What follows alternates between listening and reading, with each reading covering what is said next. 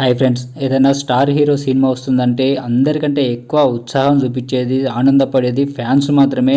ఎందుకంటే ఒక్కసారి ఆ హీరో సినిమా చూడాలి అంటని చెప్పి చాలామంది అనుకుంటారు.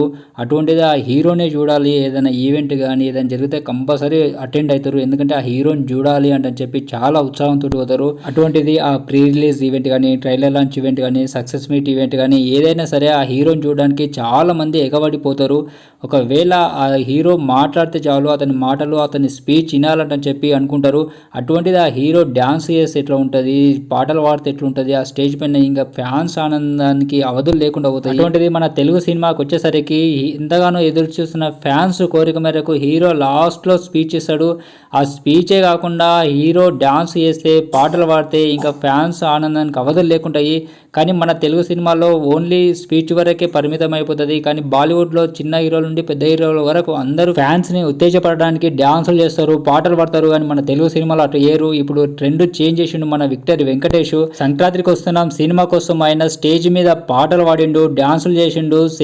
సినిమాకు ముందు కూడా రీల్స్ చేసిండు. నేను పాడతా, నేను పాడతా, నేను ఆడతా, నేను ఆడతా అంటని చెప్పి ఇట్లా రీల్స్ చేసిండు. విక్టరీ వెంకటేష్ గారు సీనియర్ హీరో అండ్ కొంచెం ఏజ్ కూడా ఎక్కువ అయినా కూడా అంత ఉత్సాహంగా, అంత ఎనర్జీగా పాటలు పాడి డ్యాన్సులు చేసి రీల్స్ చేసిండు సినిమా ప్రమోషన్ కోసం అని చెప్పి. అంత పెద్ద సీనియర్ హీరో అట్లా చేస్తుండు. ఆయనను చూసి యంగ్ హీరోలు అందరూ నేర్చుకోవాలి, అట్లా ప్రమోషన్ చేయాలంటని చెప్పి చాలా మంది అనుకుంటున్నారు. ఎందుకంటే ప్రమోషన్ చేస్తేనే పబ్లిక్లకు సినిమా వెళ్ళిపోతుంది, కొంచెం కలెక్షన్స్ ఎక్కువ వచ్చే ఛాన్స్ ఉంటుంది. కాబట్టి ఆ సినిమా మేకర్స్ మొత్తం కూడా అట్లా యంగ్ హీరోలు అందరూ ఆయనను చూసి నేర్చుకోవాలని చెప్పి అనుకుంటున్నారు. అండ్ దీనిపై మీ ఒపీనియన్ కూడా కామెంట్లో చెప్పండి. అండ్ సంక్రాంతికి వస్తున్నాం సినిమా ఫస్ట్ టైం తెలుగు ప్రాంతీయ సినిమాగా రూపొందిన సినిమాలలో 300 కోట్ల క్లబ్లోకి వెళ్ళిపోతుంది.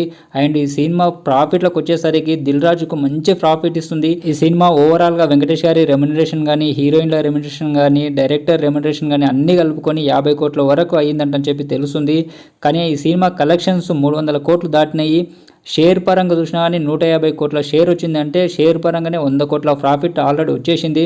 అండ్ ఇంకా నాన్ థియేటికల్ రైట్ కోసం 50 కోట్ల వరకు ప్రాఫిట్ వచ్చింది. ఇట్లా ఓవరాల్గా ఈ సినిమాకు 150 కోట్ల ప్రాఫిట్ వచ్చిందంటని చెప్పి తెలుస్తుంది. పెద్ద పెద్ద సినిమాలకు అటువంటిది ఇంత ప్రాఫిట్ అవడం అనేది చాలా కష్టం. కానీ ఇది ఒక మీడియం రేంజ్ సినిమాగా రూపొంది ఓన్లీ ప్రాఫిట్ 150 కోట్లు తెచ్చిపెడుతుంది. కాబట్టి ఓవర్సీస్లో కూడా చాలా మంచి కలెక్షన్స్ రాబడుతుంది. ఇప్పటికీ 3 మిలియన్ మార్కు దాటినట్టుగా తెలుస్తుంది. ఈ వారం కూడా పెద్ద సినిమాలు లేవు కాబట్టి ఇంకా కలెక్షన్స్ పెరిగే అవకాశం ఉంది. అండ్ ఈ సినిమాకు సీక్వెల్ గా కూడా మళ్ళీ సంక్రాంతికి వస్తున్నామని చెప్పి హింట్ ఇచ్చారు. అండ్ హిందీలో ఒకవేళ ఎవరితో చేస్తూ ఉంటారంటే సల్మాన్ ఖాన్ తోటి చేస్తా అంటని చెప్పి అనిల్ రావిపూడి గారు చెప్పారు. ఇటు వెంకటేష్ గారి కెరీర్ లో కూడా ఇది హైయెస్ట్ కలెక్షన్స్ రాబట్టి నిలబడుతుంది. అండ్ తెలుగు ప్రాంతీయ సినిమా కూడా హైయెస్ట్ కలెక్షన్స్ రాబట్టి నిలబడుతుంది.